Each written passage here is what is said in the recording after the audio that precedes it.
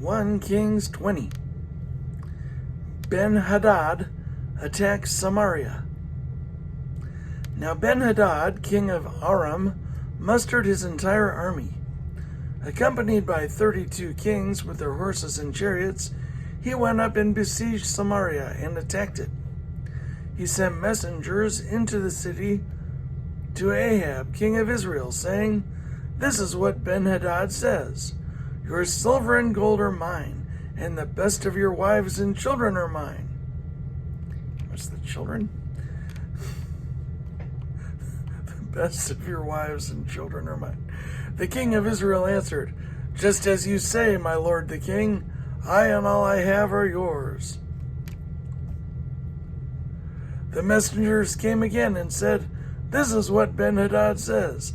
I sent to demand your gold, your silver and gold, your wives and your children.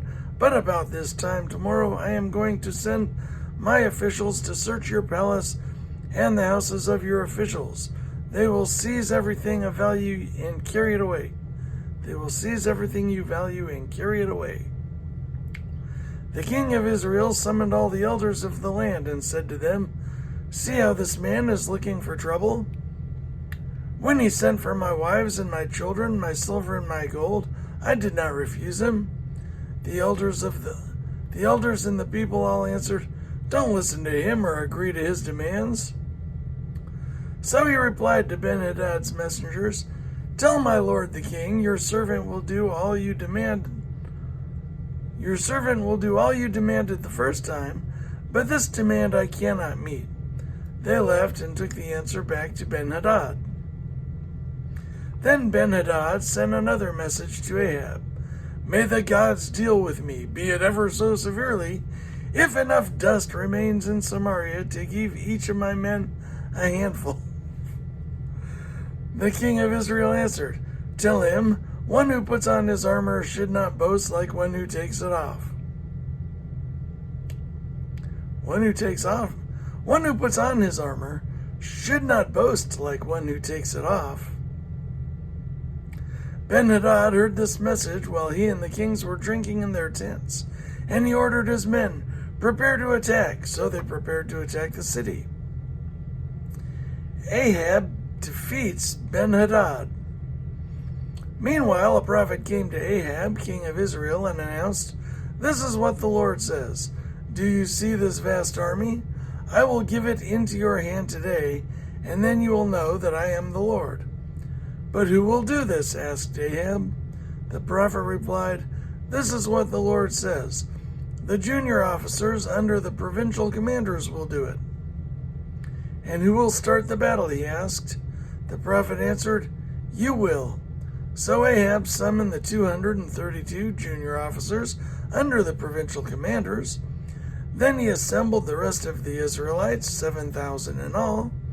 They set out at noon while Ben-Hadad and the 32 kings allied with him were in the tents getting drunk. The junior officers under the provincial commanders went out first. Now Ben-Hadad had dispatched scouts who reported, "Men are advancing from Samaria." He said, "If they have come out for peace, then take them alive. If they have come out for war, take them alive." The junior officers under the official provincial commanders marched out of the city with the army behind them, and each one struck down his opponent. At that, the Arameans fled with the Israelites in pursuit, but Ben-Hadad, king of Aram, escaped on horseback with some of his horsemen. The king of Israel advanced and overpowered the horses and chariots and inflicted heavy losses on the Arameans. Afterward, the prophet came to the king of Israel and said, "Strengthen your position and see what must be done, because next spring the king of Aram will attack you again."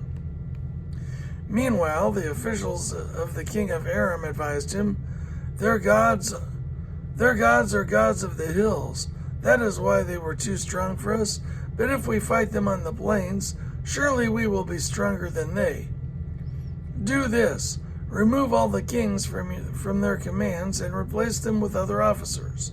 You must also raise an army like the one you lost, horse for horse and chariot for chariot, so we can fight Israel on the plains. Then surely we will be stronger than they."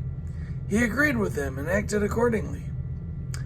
Then, next spring, Ben-Hadad mustered the Arameans and went up to Aphek to fight against Israel. When the Israelites were also mustered and given provisions, they marched out to meet them. The Israelites camped opposite them like two small flocks of goats, while the Arameans covered the countryside. The man of God came up and told the king of Israel, "This is what the Lord says. Because the Arameans think the Lord is a God of the hills and not a God of the valleys, I will deliver this vast army into your hands, and you will know that I am the Lord." For 7 days they camped opposite each other, and on the 7th day the battle was joined. The Israelites inflicted 100,000 casualties on the Aramean foot soldiers in 1 day. The rest of them escaped to the city of Aphek, where the wall collapsed on 27,000 of them, and Ben-Hadad fled to the city and hid in an inner room. His officials said to him, "Look, we have heard that the kings of Israel are merciful.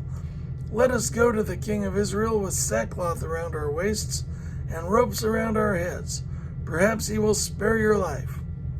Wearing sackcloth around their waists and ropes around their heads, they went to the king of Israel and said, "Your servant Ben-Hadad says, 'Please let me live.'" The king answered, "Is he still alive? He is my brother." The men took this as a good sign and were quick to pick up his word. Yes, your brother Ben-Hadad, they said. "Go and get him," the king said. When Ben-Hadad came out, Ahab had him come up to him. When Ben-Hadad came out, Ahab had him come up into his chariot. "I will return the cities my father took from your father," Ben-Hadad offered. You may set up your own market areas in Damascus as my father did in Samaria." Ahab said, "On the basis of a treaty, I will set you free." So he made a treaty with him and let him go. A prophet condemns Ahab. By the word of the Lord, one of the company of the prophets said to his companion, "Strike me with your weapon," but he refused. So the prophet said, "Because you have not obeyed the Lord, as soon as you leave me, a lion will kill you." And after that, the man went away. A lion found him and killed him. The prophet found another man and said, "Strike me, please." So the man struck him and wounded him. Then the prophet went and stood by the road, waiting for the king. He disguised himself with his headband down over his eyes. As the king passed by, the prophet called out to him, "Your servant went into the thick of battle, and someone came to me with a captive and said, 'Guard this man. If he is missing, it will be your life for his life, or you must pay a talent of silver.'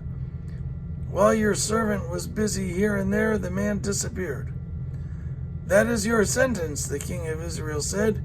"You have pronounced it yourself." Then the prophet quickly removed the headband from his eyes, and the king of Israel recognized him as one of the prophets. He said to the king, "This is what the Lord says. You have set free a man I had determined should die. Therefore it is your life for his life, your people for his people." Sullen and angry, the king of Israel went to his palace in Samaria. Sullen and angry, the king of Israel went to his palace in Samaria.